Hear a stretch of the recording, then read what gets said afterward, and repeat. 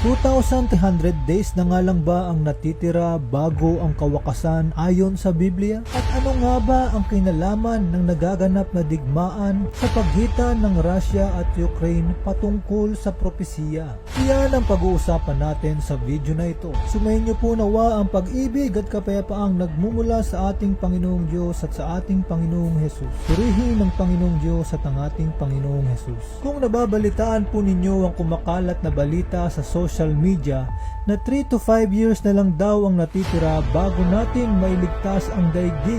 Ayon ito sa protesta ng mga scientists. Ngunit ito naman ang revelation sa atin ng Holy Spirit. 6.3 years na lang ang natitira bago ang kawakasan ng panahon. Mababasa po natin ito sa Daniel chapter 8 verse 14 to 17. At sinabi niya sa akin, hanggang sa 2,300 na hapon at umaga, kung magkagayoy malilinis ang santuaryo. At narinig ko ang tinig ng isang tao sa pagitan ng mga pangpang ng ulay na tumatawag at nagsasabi, Gabriel, ipaunawa mo sa taong ito ang pangitain. Sa gayoy lumapit siya sa kinatatayuan ko, at nang siya'y lumapit, ako'y natakot at napasubsob. Ngunit sinabi niya sa akin, unawain mo, o anak ng tao, sapagkat ang pangitain ay tungkol sa panahon ng kawakasan. So mga minamahal, ito po ang 2,300 day prophecy of Daniel. 2,300 days divided by 365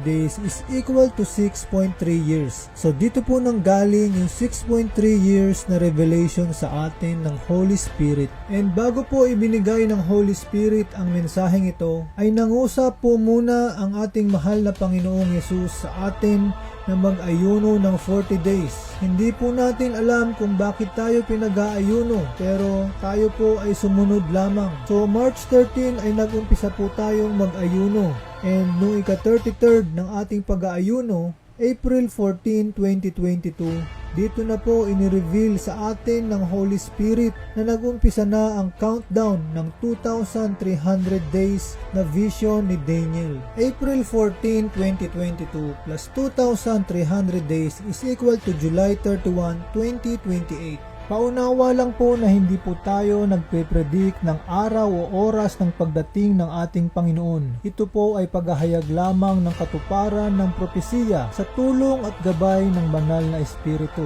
Sa ganang atin ay wala po tayong magagawa. Ang nagaganap na digmaan sa pagitan ng Russia at Ukraine ngayon ay ang pasimula at katuparan ng pangitain ni Prophet Daniel patungkol sa lalaking tupa na may 2 sungay, at ito'y sumasalakay sa dakong kanluran, hilaga at timog. Basahin natin sa Daniel chapter 8 verse 3 to 4. Nang magkagayoy itiningin ko ang aking mga mata, at ako'y may nakita, at narito tumayo sa harap ng ilog ang isang lalaking tupa na may 2 sungay, at ang 2 sungay ay mataas, ngunit ang isa'y lalong mataas kaysa sa isa, at ang lalong mataas ay tumaas na huli. Aking nakita ang lalaking tupa na sumusuwag sa dakong kanluran, hilaga at sa timog, at walang hayop na makatayo sa harap niya, ni wala sino man na makapagligtas mula sa kanyang kamay, kundi kanyang ginawa ang ayon sa kanyang kalooban, at nagmalaking mainam.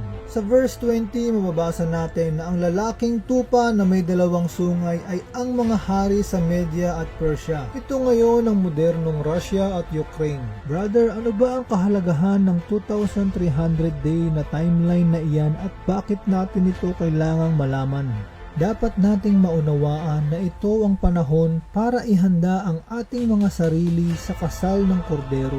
Revelation 19:7-8. Magalak tayo at magsaya, luwalhatiin natin siya, sapagkat sumapit na ang kasal ng kordero, at inihanda na ng kanyang mapapangasawa ang kanyang sarili. Binihisan siya ng malinis at puting-puting lino. Ang lino ay ang mabubuting gawa ng mga banal. Mga minamahal, talagang napakabuti ng ating dakilang Diyos, dahil binibigyan niya tayo ng pagkakataon upang maihanda ang ating mga sarili at ayusin ang mga dapat ayusin. Binibigyan niya pa tayo ng oras para makapagbalik loob, pagsisihan at talikuran ng ating mga kasalanan. 2,300 araw ang ibinigay na palugit sa ating banal na lungsod upang tapusin ang pagsuway, upang wakasan ang mga kasalanan, upang linisin ang kasamaan, at upang maghari na ang walang hanggang katuwiran, at upang selyuhan ang pangitain at ang propesiya. Ito ay ang panahon na tayo ay lilinisin ng Diyos tulad ng ginto na pinapadaan sa apoy. Daniel 12:10. Marami ang lilinisin at dadalisayin at susubukin, ngunit ang masama ay gagawa ng kasamaan at walang sino man sa masama ang makakaunawa, ngunit ang pantas ay makakaunawa. Mga minamahal, abangan po natin ang part 2 ng video na ito at tatalakayin po natin doon ang lalaking kambing na sumuwag sa lalaking tupa. Ang pinakamataas na papuri, pagluluwalhati, pagdadakila, pagsamba ay sa Diyos lamang at sa kanyang kordero. Hallelujah! Praise the Lord!